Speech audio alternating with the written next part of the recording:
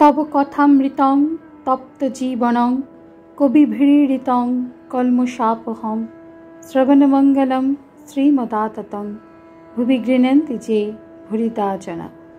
নমস্কার, অমৃতবাণী চ্যানেলে আপনাদের সকলকে স্বাগত। শ্রী শ্রী ঠাকুর, মা ও স্বামীজির রাতুল চরণে শতকোটি প্রণাম জানিয়ে শুরু করছি আমাদের আজকের পাঠ। 1884 জুন, চতুর্থ পরিচ্ছেদ। ভবনাথ, মহিমা প্রভৃতি ভক্ত সঙ্গে হরি কথা প্রসঙ্গে। ঠাকুর হলঘরে আবার ফিরিলেন। তাহার বসার আসনের কাছে একটি তাকিয়া দেওয়া হইল। ঠাকুর বসিবার সময় ওং তৎসৎ এই মন্ত্র উচ্চারণ করিয়া তাকিয়া স্পর্শ করিলেন। বিষয়ী লোকেরা এই বাগানে আসা যাওয়া করে ও ওই সকল তাকিয়া ব্যবহার করে। এই জন্য বুঝি ঠাকুর ওই মন্ত্র উচ্চারণ করিয়া উপাদানটি শুদ্ধ করিয়া লইলেন। ভবনাথ মাস্টার প্রভৃতি কাছে বসিলেন। বেলা অনেক হইয়াছে, এখনও খাওয়া দাওয়ার আয়োজন হয় নাই। ঠাকুর বালক স্বভাব, বলিলেন, কই গো, এখনো যে দেয় না, নরেন্দ্র কোথায়? একজন ভক্ত ঠাকুরের প্রতি সহাস্যে, মহাশয়, রামবাবু অধ্যক্ষ, তিনি সব দেখছেন। সকলের হাস্য। শ্রীরামকৃষ্ণ হাসিতে হাসিতে, রাম অধ্যক্ষ, তবেই হয়েছে। একজন ভক্ত, আজ্ঞা, রামবাবু যেখানে অধ্যক্ষ সেখানে এই রকমই হয়ে থাকে। সকলের হাস্য। শ্রীরামকৃষ্ণ ভক্তদের প্রতি, সুরেন্দ্র কোথায়? আহা, সুরেন্দ্রর বেশ স্বভাবটি হয়েছে, বড় স্পষ্ট বক্তা, কারুকে ভয় করে কথা কয় না, আর দেখো খুব মুক্তহস্ত।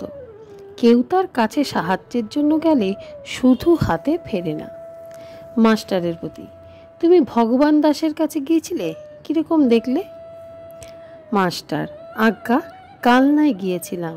ভগবান দাস খুব বুড়ো হয়েছেন। রাত্রে দেখা হয়েছিল, কাঁথার উপর শুয়েছিলেন। প্রসাদ এনে একজন খাইয়ে দিতে লাগলো। চেঁচিয়ে কথা কইলে শুনতে পান।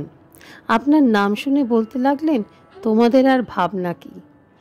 সেই বাড়িতে নাম ব্রহ্মের পূজা হয়। ভবনাথ মাস্টারের প্রতি, আপনি অনেক দিন দক্ষিণেশ্বরে যান নাই। ইনি আমাকে দক্ষিণেশ্বরে আপনার বিষয় জিজ্ঞাসা করছিলেন, আর বলছিলেন যে মাস্টারের কি অরুচি হয়ে গেল। এই বলিয়া ভবনাথ হাসিতে লাগিলেন। ঠাকুর উভয়ের কথোপকথন সমস্ত শুনিতেছিলেন। মাস্টারের প্রতি সস্নেহে দৃষ্টি করিয়া বলিতেছেন, হ্যাঁ গো, তুমি অনেক দিন যাও নাই, কেন বলো দেখি? মাস্টার তো তো করিতে লাগিলেন। এমন সময় মহিমাচরণ আসিয়া উপস্থিত। মহিমাচরণ কাশীপুরবাসী ঠাকুরকে ভারী শ্রদ্ধা ভক্তি করেন ও সর্বদা দক্ষিণেশ্বরে যান। ব্রাহ্মণ সন্তান, কিছু পৈতৃক বিষয় আছে, স্বাধীনভাবে থাকেন, কাহারও চাকরি করেন না, সর্বদা শাস্ত্র আলোচনা ও ঈশ্বর চিন্তা করেন। কিছু পাণ্ডিত্যও আছে, ইংরেজি সংস্কৃত অনেক গ্রন্থ পড়িয়াছেন। শ্রীরামকৃষ্ণ সহাস্যে মহিমার প্রতি, এ কি, এখানে জাহাজ এসে উপস্থিত? সকলের হাস্য। এমন জায়গায় ডিঙি টিঙি আসতে পারে, এই যে একেবারে জাহাজ। সকলের হাস্য। তবে একটা কথা আছে, এটা আষাঢ় মাস। সকলের হাস্য। মহিমাচরণের সঙ্গে অনেক কথাবার্তা হইতেছে। শ্রীরামকৃষ্ণ মহিমার প্রতি, আচ্ছা, লোককে খাওয়ানো এরকম তারই সেবা করা, কি বলো? সব জীবের ভিতর তিনি অগ্নিরূপে রয়েছেন, খাওয়ানো কিনা তাকে আহুতি দেওয়া। কিন্তু তা বলে অসৎ লোককে খাওয়াতে নাই। এমন লোক যারা ব্যভিচারাদি মহাপাতক করেছে, ঘোর বিষয়াসক্ত লোক, এরা যেখানে বসে খায় সেই জায়গায় 7 হাত মাটি অপবিত্র হয়।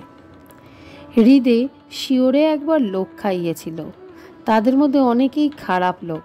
আমি বললুম, দেখ হৃদে, ওদের যদি তুই খাওয়াস তবে এই তোর বাড়ি থেকে আমি চললুম। মহিমার প্রতি, আচ্ছা, আমি শুনেছি তুমি আগে লোকদের খুব খাওয়াতে, এখন বুঝি খরচা বেড়ে গেছে। সকলের হাস্য।